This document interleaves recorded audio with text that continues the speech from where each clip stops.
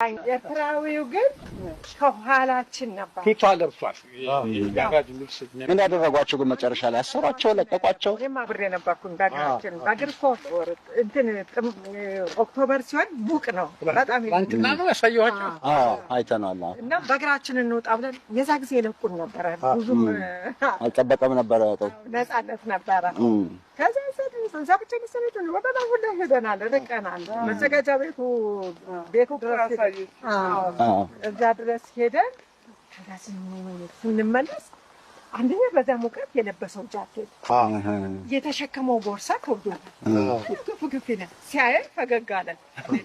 ወዲያውኑ አወቀ ተማሪዎች ናቸው አለ። ከዛ ሌላ ኤርትራዊው ግን ከኋላችን ነበር። ፊቷ ለብሷል።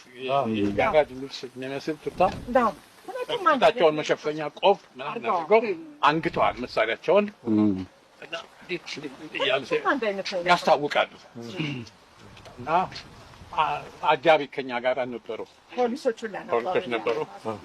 እነኝህ ሰዎች እንጠረጥራቸዋለን። ፈንጠር እሱ ከመንገዱ ወጥቷል።